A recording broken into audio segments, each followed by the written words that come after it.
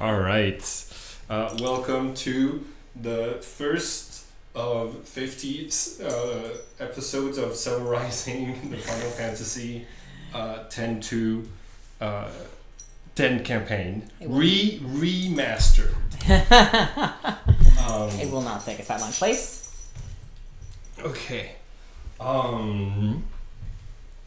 So for this game, Frey was the dungeon master. He had heard my deep wish of, oh man, I wish I could play an Anima summoner for a whole entire campaign.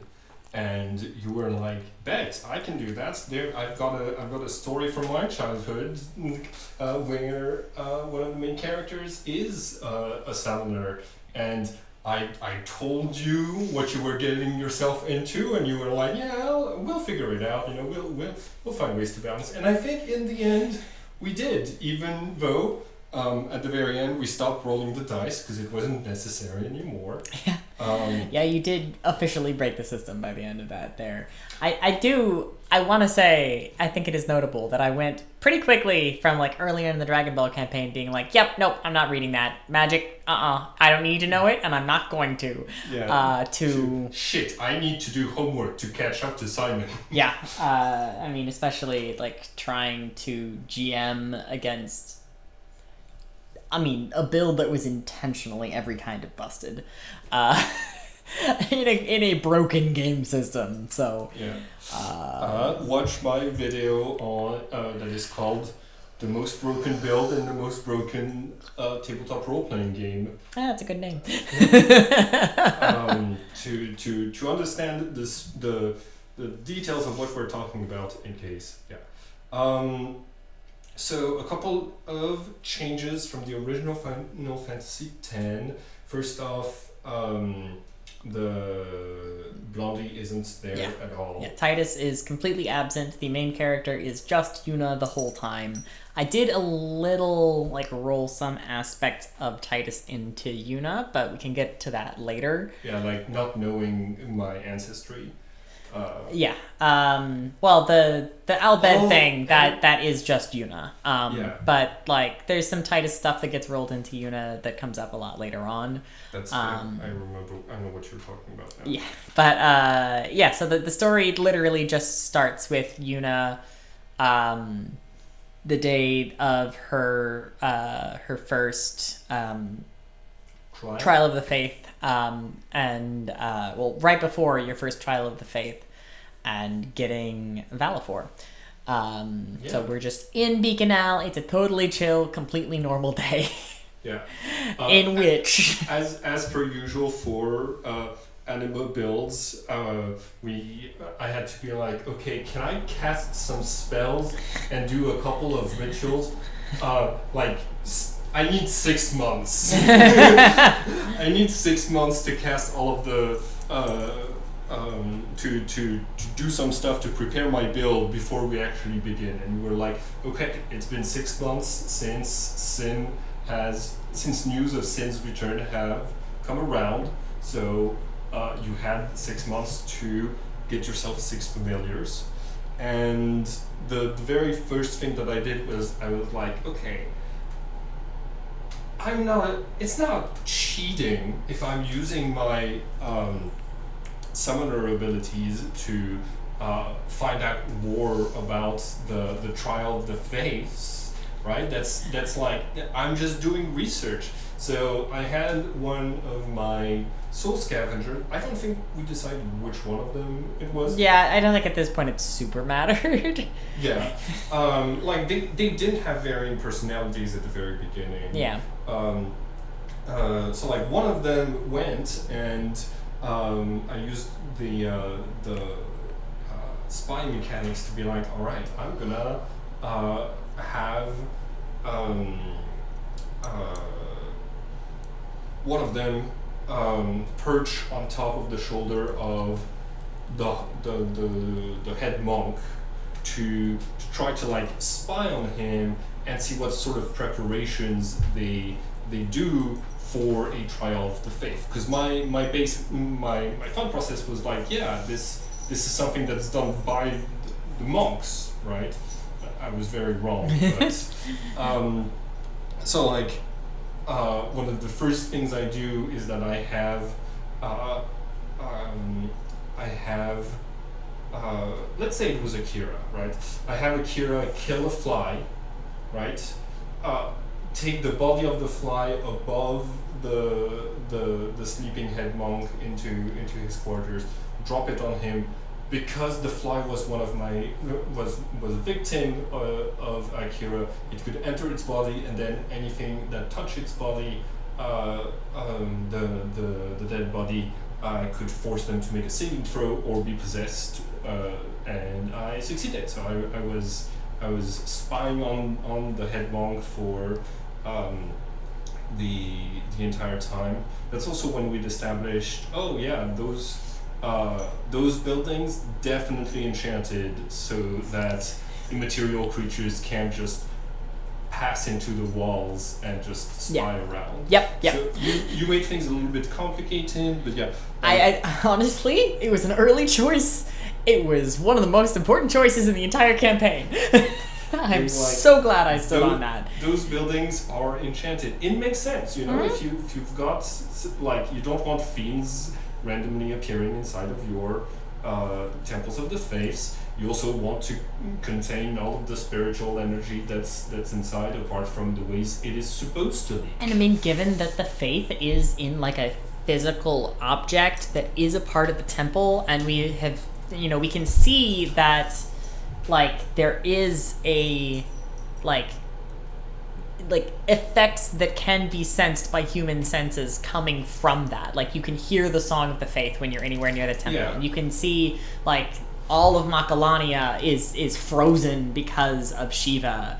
The lightning thing and the Jose, like there's enchanted just makes sense. yes. Like, so like the building allows the physical interaction between the material and the spiritual, but it means that my ghostly familiars couldn't just pass through the walls. They had to go through the entrance and like fly around and stuff. I will say I think one of the scenes that I enjoyed from like those like the like this was our like first or second session was there had been a moment in which you had one of your familiars like spying on like the top of the temple, and like they are immaterial, so most of the villagers couldn't see it, like completely imperceptible. But I think I had both Lulu and Kamari Smelled something. Yeah.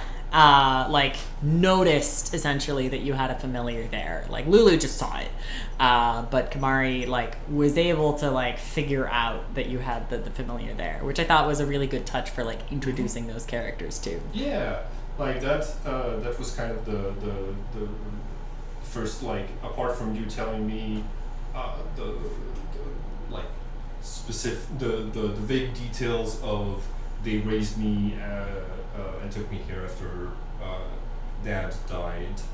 So yeah, and then the morning comes around, and I'm I'm doing my purification ritual by by the beach, and then I'm just walking home, and that's when I encountered the biggest threat you faced the entire game. The closest you ever came to death. The closest I ever came to actually dying in this, and the only time, I got defeated, sometimes, but it's the only time that I tied with a creature, and it was a level 0 plant Zopo with a sleep effect. Yep. And it was I told Frey, hey, listen, please, my build is going to be busted at level 2, but please be very careful at level 1, because I have no means of protecting myself, and my familiars can do combat. They can they can attack things that are physical, but like they're not very good at it. And I was like, oh, level 0. You've got 6. Isn't 6 familiars. And aren't they all level 0s also? I think Soul Scavengers are level 1.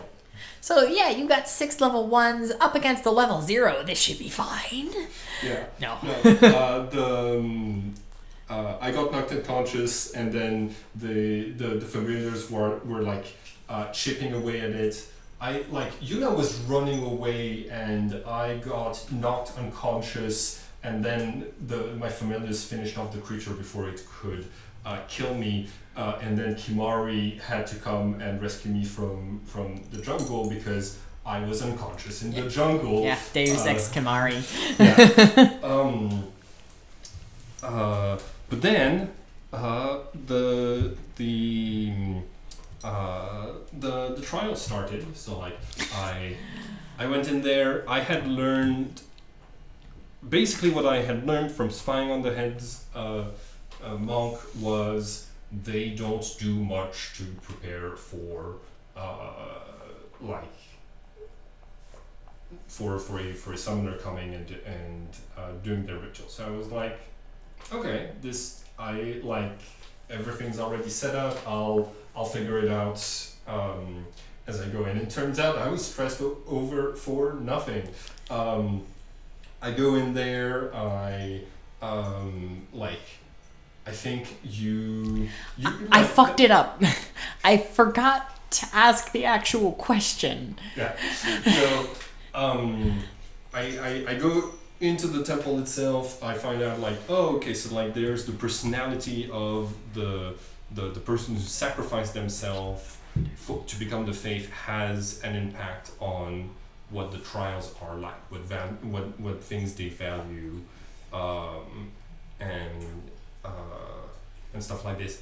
And so I was like, okay, so I find out this person was a young girl. This person valued freedom, and that's why she became like a flying creature, like Valor.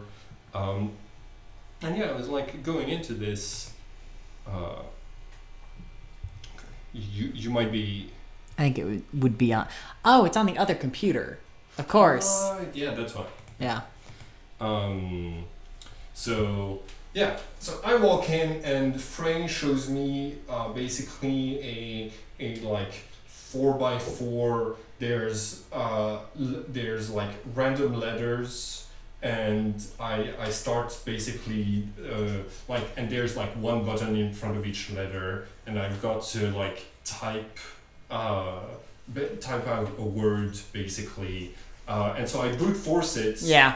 I don't remember if I got death, truth, or I don't know which one the third solution. Yeah, that was part of the reason I was picking. I was trying to open it, but before I realized it was on the other computer, because I couldn't tell you honestly what the solution was to the puzzle. But I had decided that every time that you did a trial, that there would be the real best solution, and then the okay, you passed, and you were kind of always going to pass most of them, but there was a fail possibility. That the first one I wanted to be very sure you would pass in general. So I kind of just brute forced it, and then once it was solved, I was like, what was that? And you were like, oh shit, I forgot to ask the question. The question was it will set you free. Oh yeah. And the answers were death, truth, or beauty. Something like this. So I come out of there confused, and and I get a free summoning of Valor to be able to show it to the villagers that I did it without wasting my very precious mana. This one's on the house. Yeah. This one is just to show the faithful that you have that I had succeeded, and in the central plaza of the village is when I made my declaration of like there's have no more fear. There's a calm coming, and it's not gonna be a normal calm. I'm gonna get rid of sin forever. This is my promise to all of you. I'll be back. I'm not gonna die. I'm gonna do what no summoner has done before. I'm going to end the cycle of like calms and sin. And also, notably, because you leveled up, that also meant that all of your familiars leveled up, and so they got to actually basically start having personalities from this point, because, you know, and I know you go into it in the build video, but like each of them took like magic schools and psychic stuff at this point in time, and so we had them sort of more actually become real characters. Yeah, so like Mordekaiser had teleportation and necromancy. So like the like as they start trying out their new powers, Mordekaiser very quickly becomes the like I'm goofing around and teleporting and pulling pranks because I can get in and out of situations very easily. But also I have one of the more poorly viewed magics in the game. So it was basically a sort of like the one who was going to have to hide their magic and rely most on their psychic powers. Akira, Hastur, the Onion Knight one was the one with like earth and creation magic and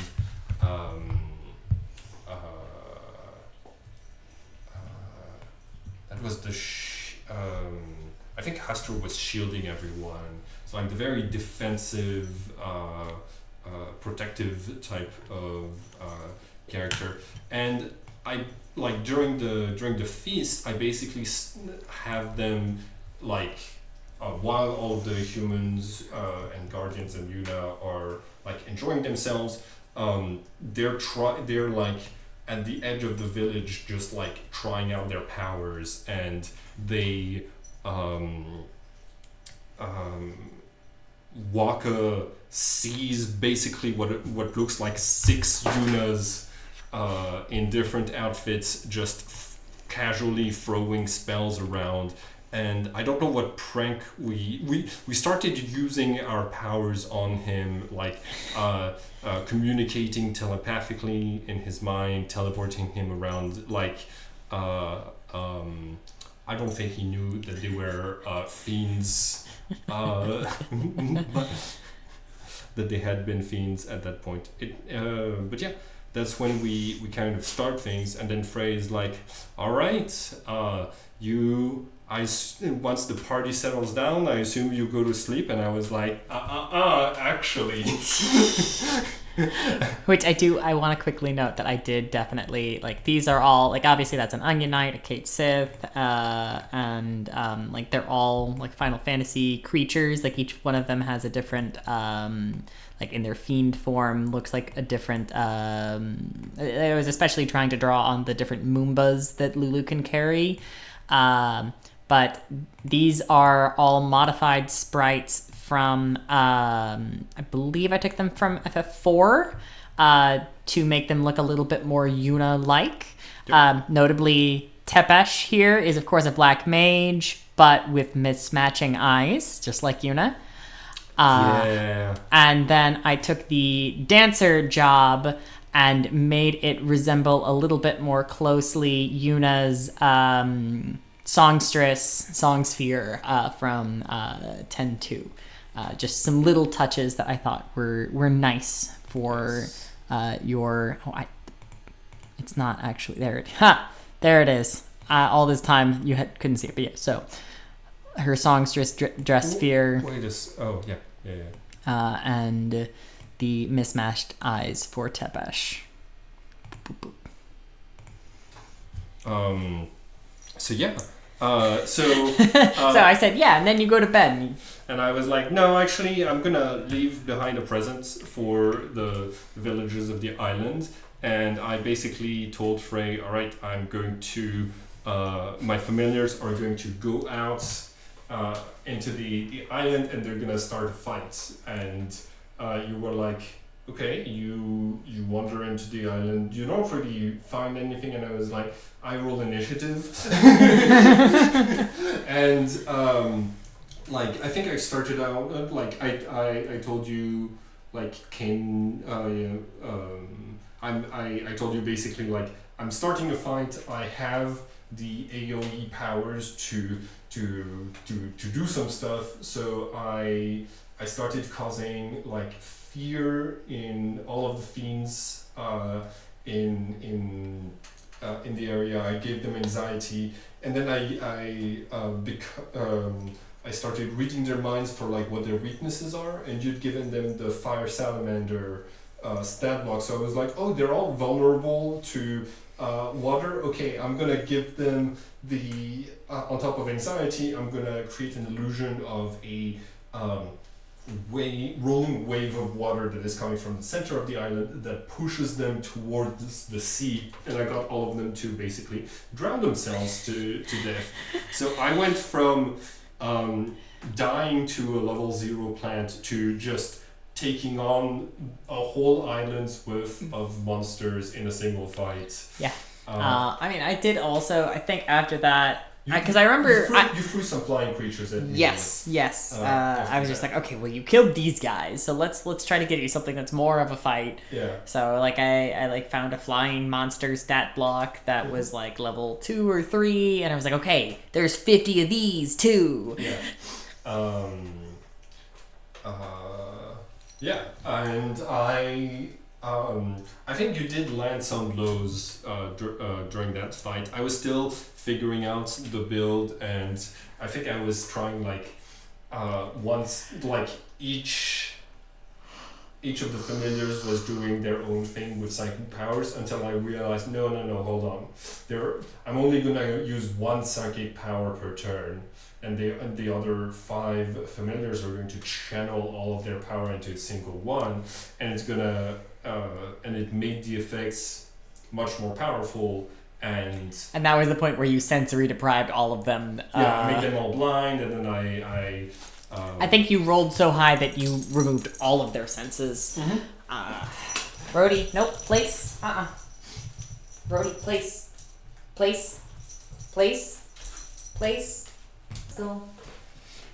So the morning rolls around.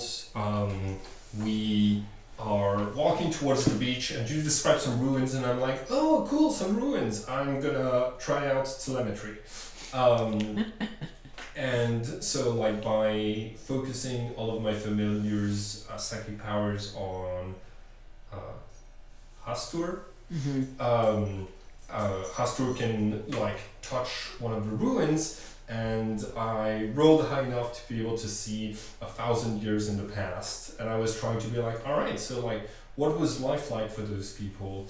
You give me a vision of like scientists talking about a war that's going on, and shortly before like everything is destroyed, and I got some like glimpses of what life was like, and that's how I immediately found out, oh, the prayer symbol that we have to like greet each other respectfully among members of the clergy, that's something that they were doing in reference to the ball game, and it was really like it was lovely that like you managed to introduce the same concept that was introduced in the video game thanks to my powers of telemetry, and it made it funny for the rest of the campaign that I knew that.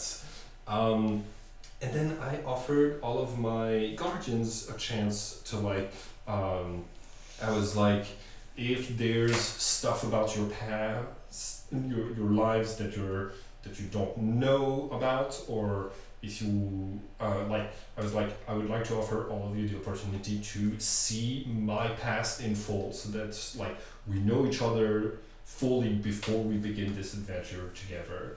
And I would like to give you the opportunity to like see your own lives in full. But in order to do that, I wouldn't like Hastur will need to perceive this, so I will also perceive this. I will know everything there is to know about you. And they all three turned me down, which is fair. It would have been a great opportunity for I was like, this is an anime. Everybody here has a past that is going to come up into, like, you know, it's the nature of the narrative. I was like, I'm gonna get ahead of it. I'm gonna be like, all right, let's find out what the tea is, so that we know going in. And I don't think I even looked at my own past, because they'd all been... Yeah, they all turned you down, and they were like, we literally raised you. Yeah. and like, Kamari's only actually a little older than you. Like, he wasn't that old when he found you, and then the two of you, like, traveled down to Vicanel together. So, like, he didn't have that much past beforehand, though, of course, it was a complicated past. And then Lulu and Waka were both like, man, girl, I've known you since you were a child. Yeah. And, you know, there were some stuff that they didn't necessarily want me to know. But, like... Oh man, the like getting telemetry and early on being able to be like, okay, so I know what Lulu's experience with her first pilgrimage was. Frey, can you summarize it? Can you give me all of the juicy details? And then being able to be like, okay, I know what Waka's deal is with his dead brother and Machinas and stuff like this. Man, that would have sent, like, it's like one of those, you know how you can like shorten a lot of Final Fantasy games or things like this by just being like, and then everybody went to therapy before going on the adventure. Yeah, but then you don't have complications, drama, which is why they all said no. Yeah, no, I that's absolutely fair. I stand by that choice. No, I would have done the same thing, knowing what I know now about those characters. It made sense that they would be like, Lulu would be like, I don't want to traumatize you with this, and Waka would be like, I don't want you to get the wrong lessons from my brother using tech, and Kimari is like the stuff on Gagazet's very deeply personal. Yeah. No, yeah. I was like, man, he in particular is going to be a hard nut to crack. Like, oh, I loved our role play with Kamari though. Yes. It was always so good. Like you like rattling off and me going, and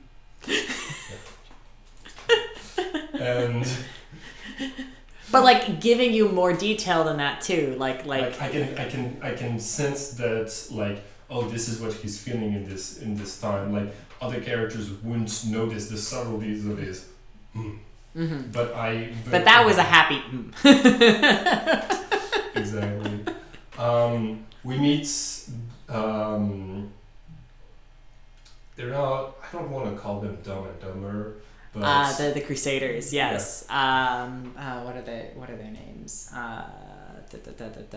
Redhead and token black guy. Yeah. Yeah. The ones that in canon, one of them will die at Operation Mihen. No matter what you do. Yeah. And yeah, we get on the boat. We go with we meet Meshem on the boat. We find out the boat is powered by chocobos. And I think, okay, so my disadvantages were, allergy to eggs. I had a deathly allergy to eggs. I had heavy sleeper, and there was another one. But Yuna very like we roleplay. Yuna is very seasick, and Yuna very early on declares travel by sea is an abomination, and then Sin attacks for the first time, and Which I think I remember you using physical increase on the chocobos, like because you were feeling sick, so you were just like haste the chocobos. yes, but also I was like fatigue recovery so that they're not too tired when we get where we're going, and Sin attacks starts to sink the ship. There was oh my gosh, so Kimar, like just like in Dragon Ball, we'd agreed that the powers of the Guardians were going to be some one-off powers that I could use during combats to like basically a small unique attack or defense that I could do, and Kimari's was like early on you hadn't said like you need to succeed in a defense so that you can throw the attack back. You just said you throw an attack back, and I was like, all right. Yeah, like Sin's opening move was like sending a tidal wave to try to flip the boat. Yeah, and then because the phrasing was once per day can make an attack against a monster from that monster's character sheet. Yeah, and so like Kimari basically throws back the tidal wave and at level 2 just flips Sin on its back, giving us enough time like while the ship was sinking. I cast Control Water, one of the most vaguely phrased spells in the entire game, where you can modify one attribute of the liquid you're controlling, one per turn for free. And so I was like, all right, the body of water that I'm controlling, I'm going to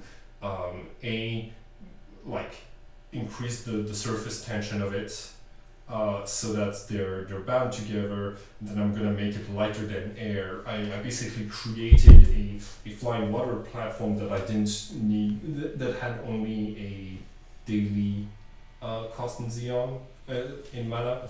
So basically I get all of the crew out from the wreck of the ship, and and I start trying to like cast spells at Sin. I'm like, oh, can I like if I cast Destroy Senses, then on the long and I'm able to maintain it for the entire campaign, then when I start fighting him next time, he will already be missing some of his sensations. That failed, but we basically follow Sin as Sin is heading towards Kilika. We overtake Sin, and I'm able to use like area of effect telepathy to like warn the villagers, get the fuck out of here.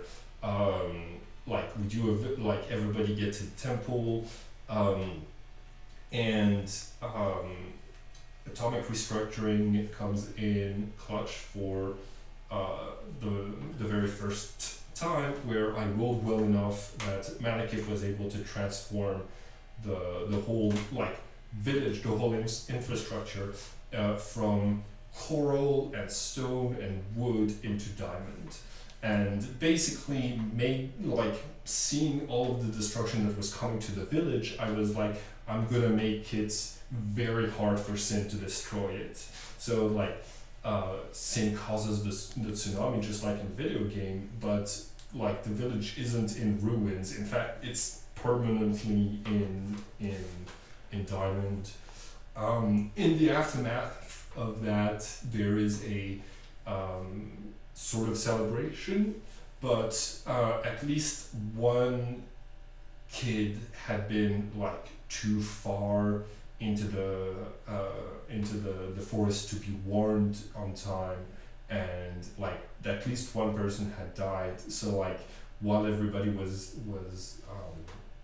like celebrating a Sin attack with practically no deaths, Yuna was like on the diamond pier sulking, and Kimari came to like reassure me.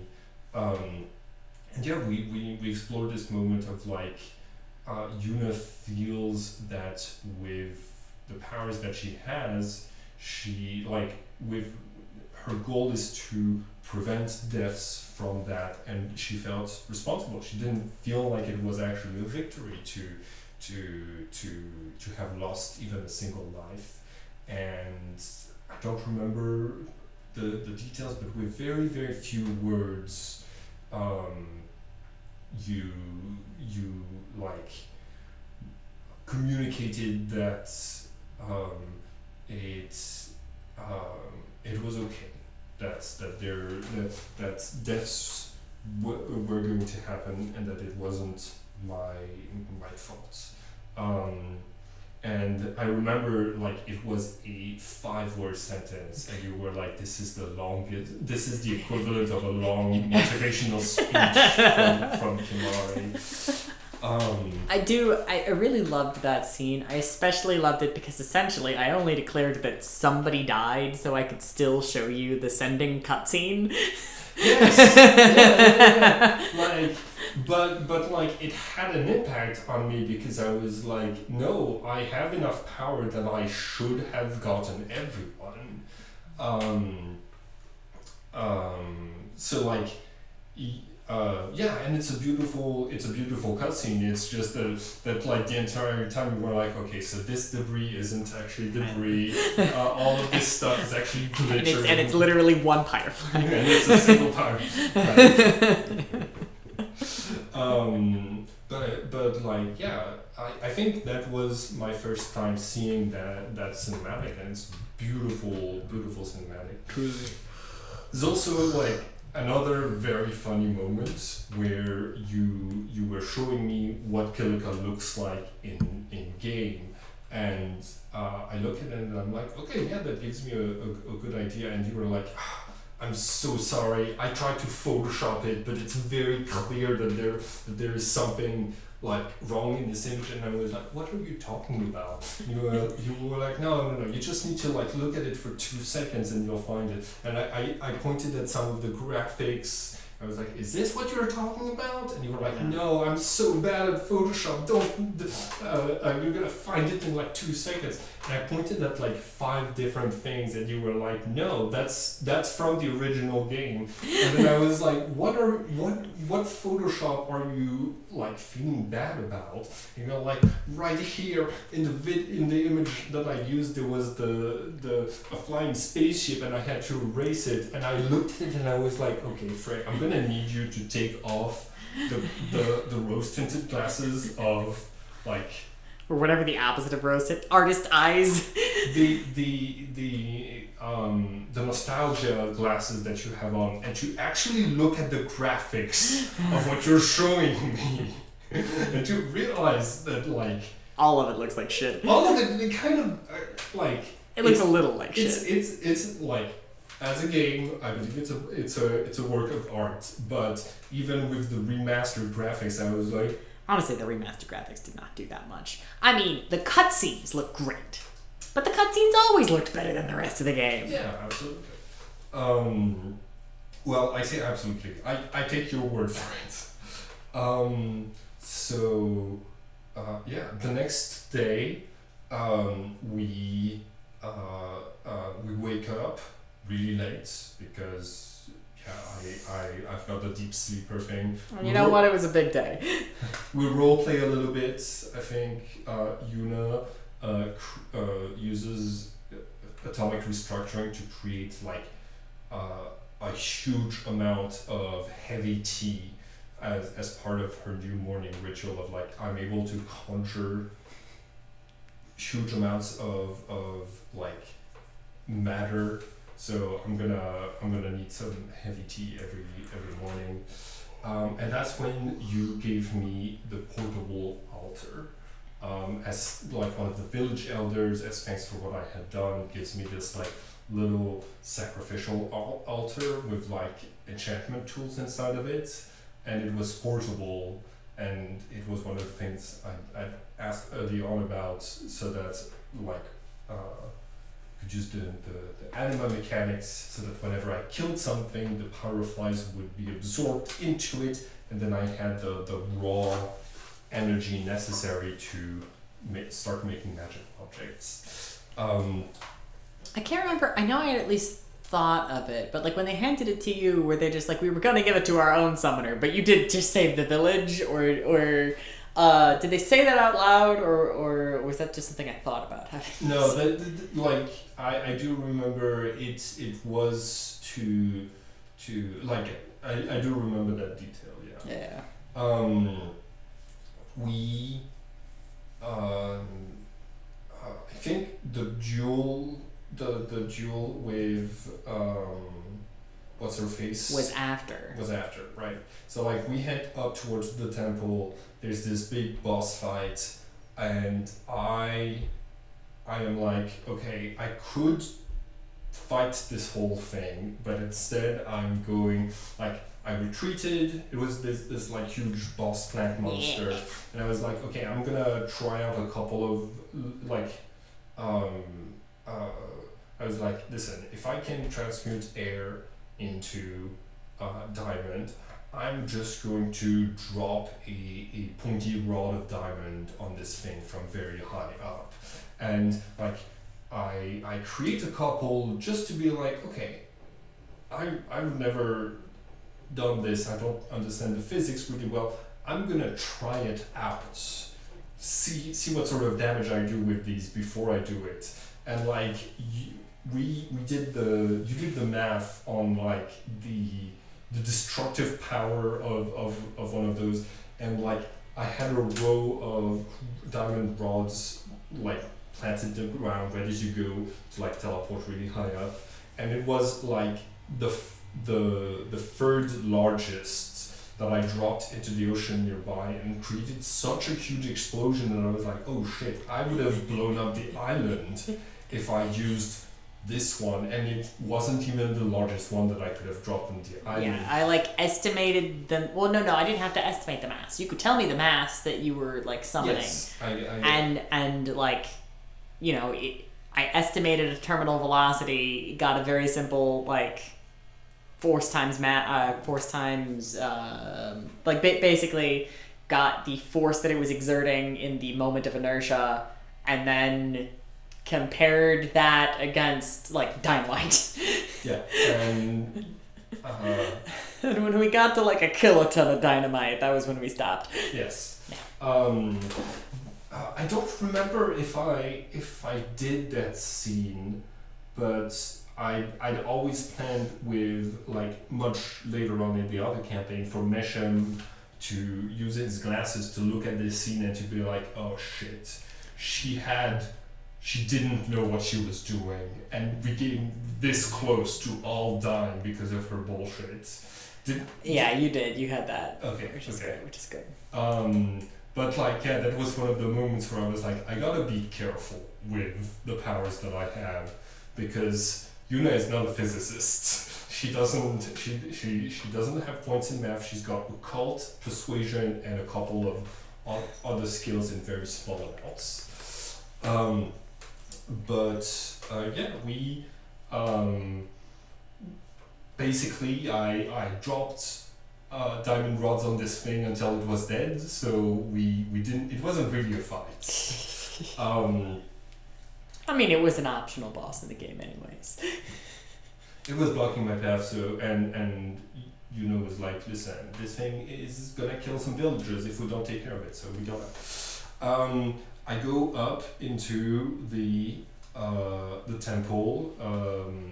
I also definitely remember being able to lore dump a little bit from Waka, being like, Lord O'Holland, the like was a blitz baller that was from Kilika, and was a high summoner, and like I remember, I think you might have it might have waited until we actually got into the temple, like giving you the background of like the faith here was like a crusader, and like giving you the background of like Mihen and the crusaders a little bit here, and yes. and I was like, oh, I remember there was this like crusader hut that was standing away from the rest of the village down in Kilika. Like I should make a note of that. And what's her face goes in first. I love that you had repurposed how her slutty outfit into a dress by by using your Photoshop skills, and what was her name? Donna. So like she goes in first. I wait around a little bit, and I do another round of like, okay, let's find out what the lore is for Ifrit, and yeah, Donna comes out.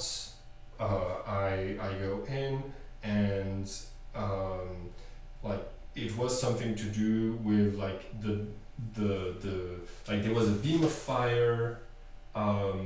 And I have the text that like Mei Chen was supposed to tell you, like was like from conversations with Lord Mihan on the high road, that I think I read out to you in game, but yes. The ram is, of course, the progenitor of life, as from his steps spring forth the water, in brackets implying a like weird translation. The ram is by itself strong, yet vulnerable to the jackal and the lion. When man then comes upon the ram into flock, the water is turned against the jackal, purifying him. Thus allied, ram, jackal, and man may slay the lion, by which they are beset. When couched in metaphor, the intent is obvious and sacred to the Crusaders of Yevon. Yeah, and so like it was this beam of fire to represent the water, and there were like statues of the heads of a lion, a ram, a human, and something, and I had to like a jackal, and I had to basically like redirect the stream of fire in the correct order. So I got Ifrit, and I leveled up.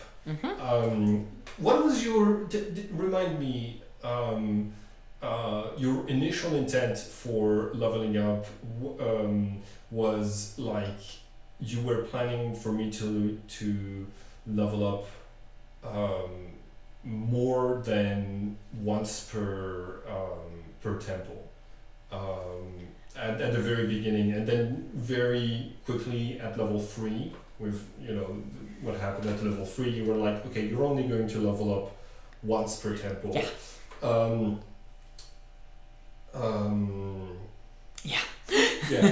So like I became level 3. It was like pretty significant power up.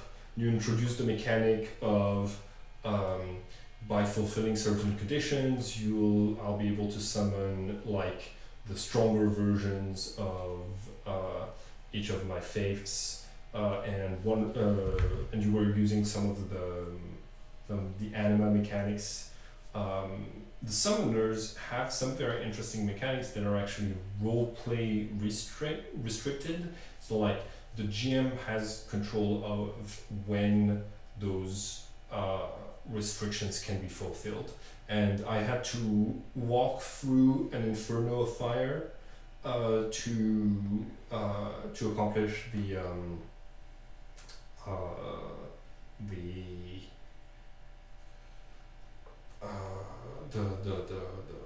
second trial, which I think I did pretty much the same night. Yeah, you like that same night you summoned the fire to walk through.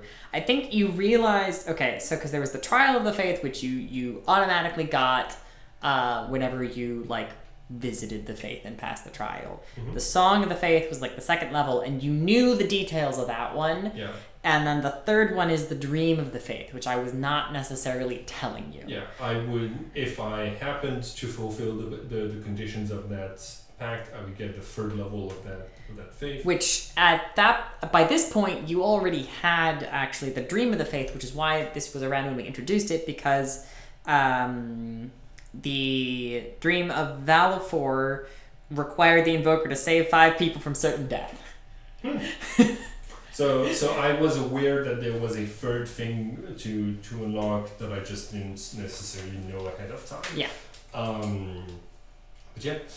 So like knowing that I needed to walk through an inferno and survive, Yuna goes back down to the village and starts gathering a ton of wood for a pyre. Yeah. And set it ablaze, and then started to we'd left a little tunnel at the bottom for me to crawl through, and I struggled, and then I found out that like you have to walk through it's unaided.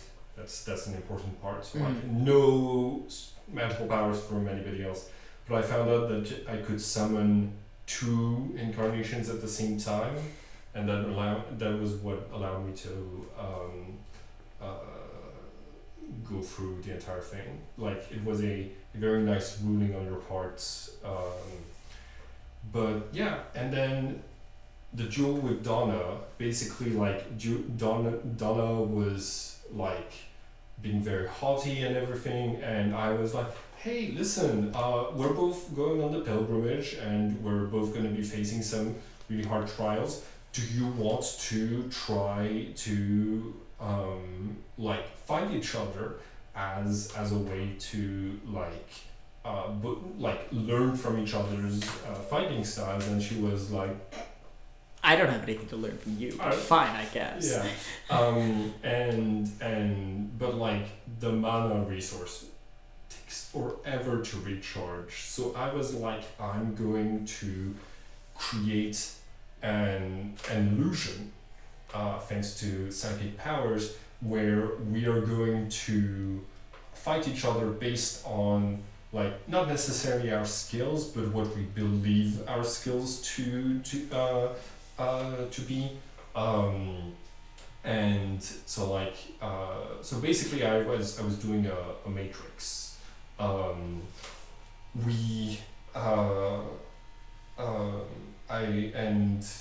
was like, okay, I'm gonna take a place to fight from your memories, and she had memories of the far plane, so you were able to introduce like the beautiful design of the far plane, and we were on the edge of a cliff, and so and I was like, I'm gonna fight without my familiars, just with my summoning skills, and you'd made her into a key summoner, which are more powerful at lower levels. Like they're able to summon stronger things. I'd even like made it a canonical thing of like body summoners and soul summoners, since Anima has the 2 different styles. So like both can defeat sin. Both can like make deals with the faith and commune with them, and make it all the way to the end of the game theoretically, and make a deal with Unalaska, get a final Aeon, and beat Sin. Both can do that, but like the soul summoners are better at the end of the game. Yeah. But like you had a very good understanding of key mechanics from our previous campaign, so it was much easier for you to be like, I'm gonna create a key summoner. Yeah. So we start the fight, and part of my build was that I had very good initiative, so I kept being able to like surprise her in the initiative and hit her and put her on the defensive a few times, but my hits were like pretty weak. Yeah, just bonk. Yeah, she successfully summons either an Ifrit or an Agni from Anima. I think it was just an Ifrit. I mean, we are just level 3 after all. Yes. At that point, yes. And and it started to look like I was gonna lose the fight. I was running low on a bunch of resources and everything, and that's when I was like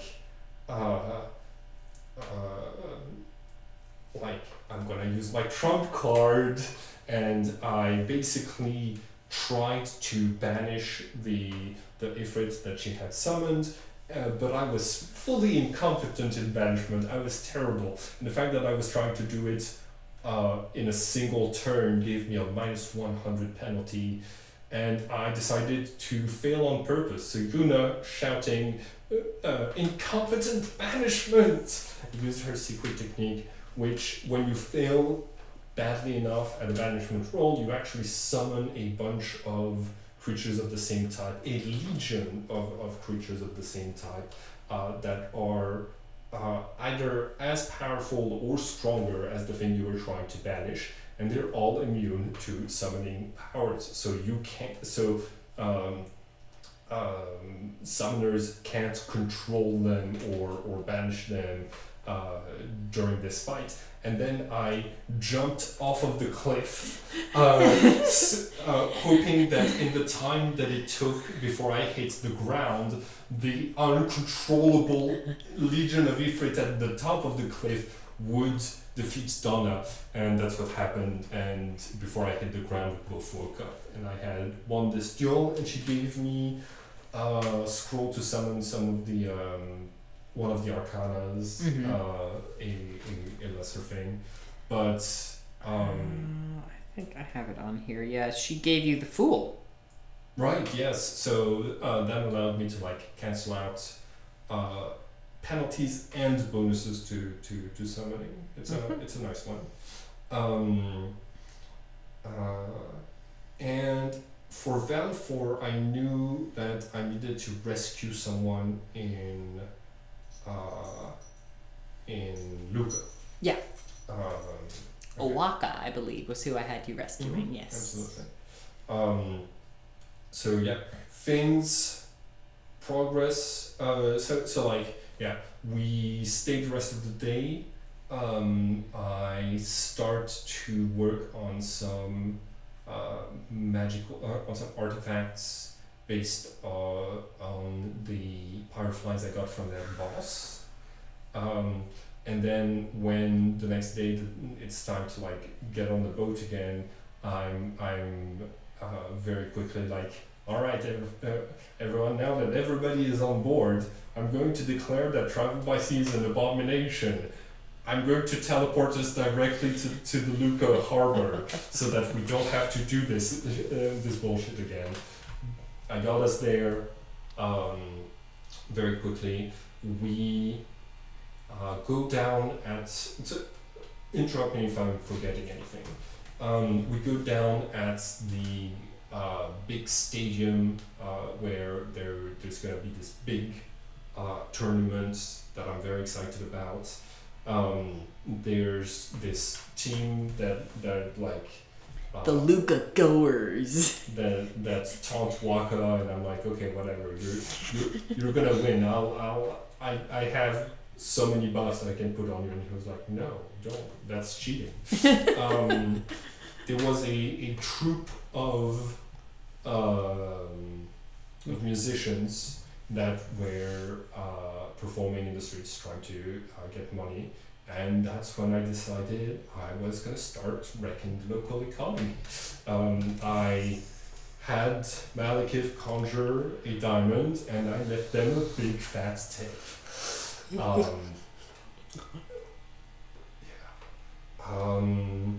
And then I think we go around town, we learn a little bit, and one of the mechanics in Anima that's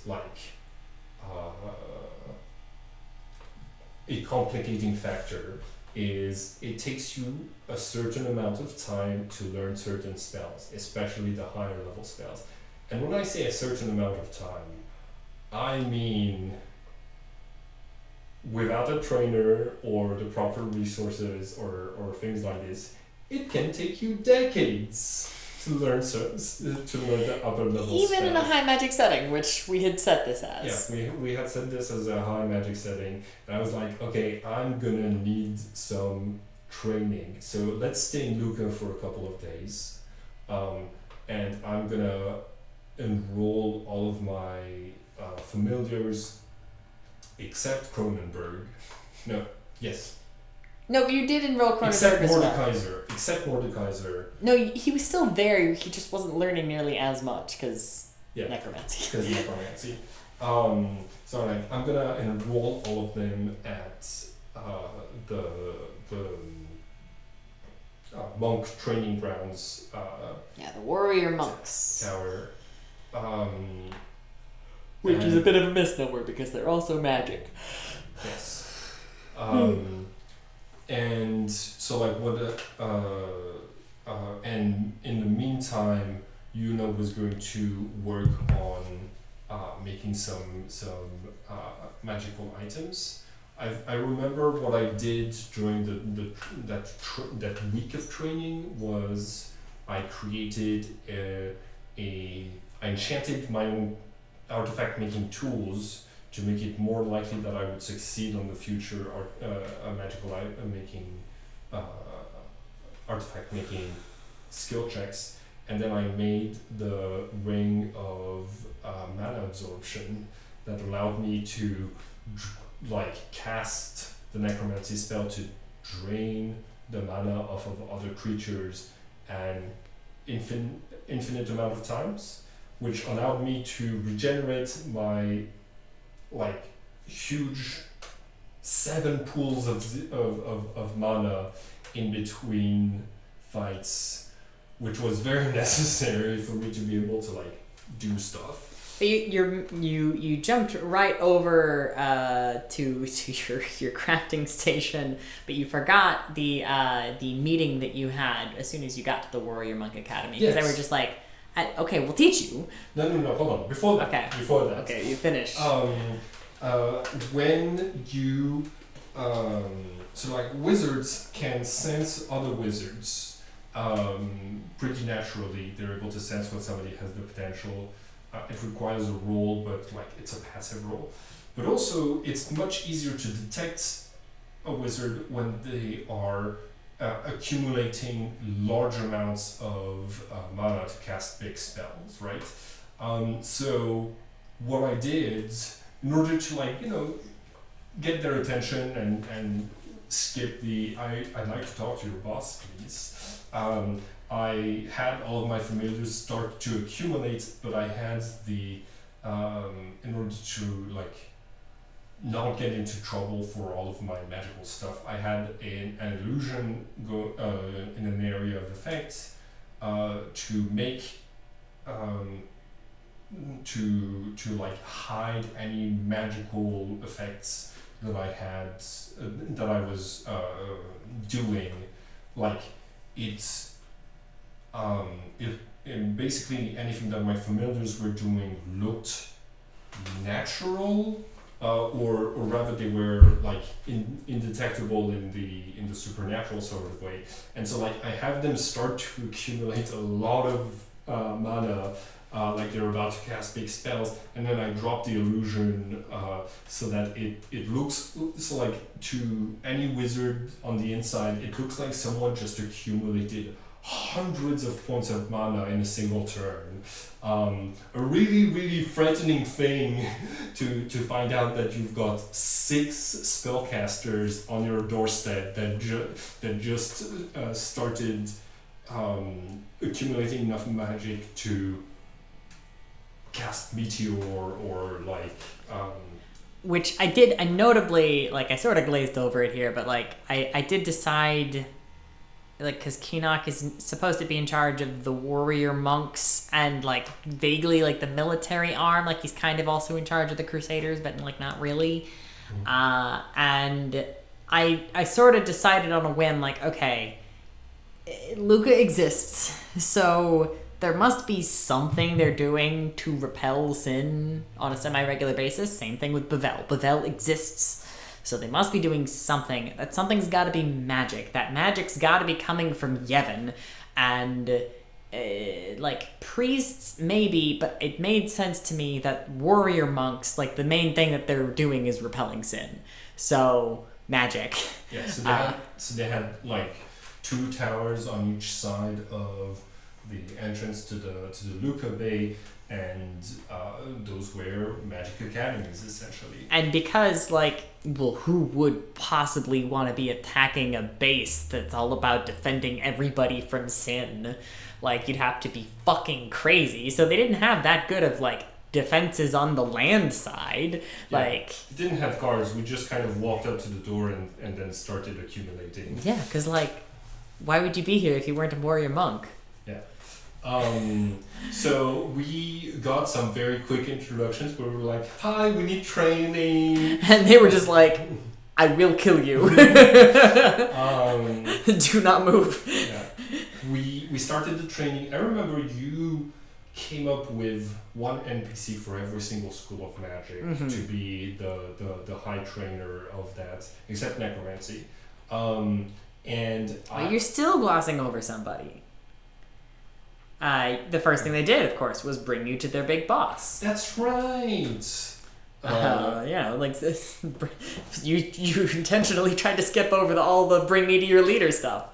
So they bring you directly, like, all the way deep through an underground maze that, like, super disorienting, that you hadn't, like, sensed at all, even though it's got, like, enchantments. Yeah. And they bring you to a room with a bald dude, Maester Keenock, who's just like, sit, drink some tea, let's chat. I was like, I'm so happy I got to skip straight to talking with you. You can relax.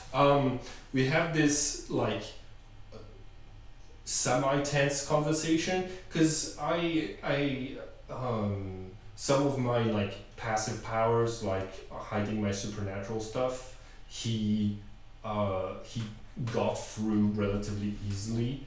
And I was like, okay, so he's a powerful dude.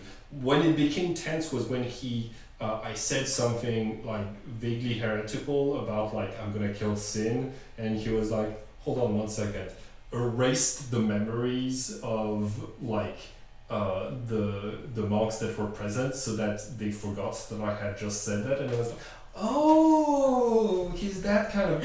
Alright, everybody mental shields.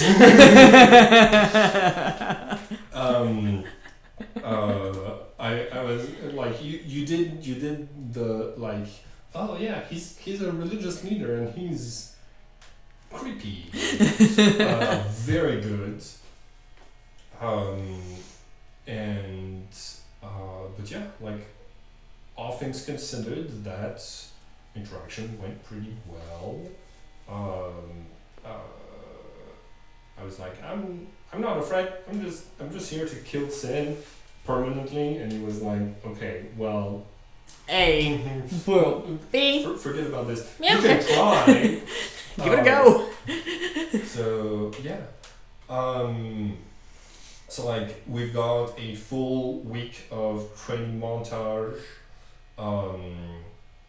And yeah, I think this might be a good place to stop for the first video. We just hit 1 hour, and the big, like, we're powering up to scare those monks shitless is a good place to stop. Especially with, like, yeah, you tried to scare them shitless, and then Keenock, he didn't, like, scare you shitless, but he did, like, creep you the fuck out. Yeah, absolutely. It's a little tit for tat. Yeah, I like I really like your ability to, like, improvise and respond to my, like throughout this whole campaign I was throwing a lot of, like, stuff you might not be expecting at you, and you were very good at like thinking on your feet. They're like the reactions of characters and the, like, you do this like villain is going to do a counter move was very good. There wasn't nearly as much of, like, I wanted a little bit more of, like, hearing what the public had to think about the different developments, but yeah, like, overall I threw you off of the main plot of Final Fantasy X quite a few times, and you responded like, very quickly. We'll get to the big one, because I was level 3. We'll get to the big one in the next video. Yep. At level 3. At I level killed 3. God. Well, mostly.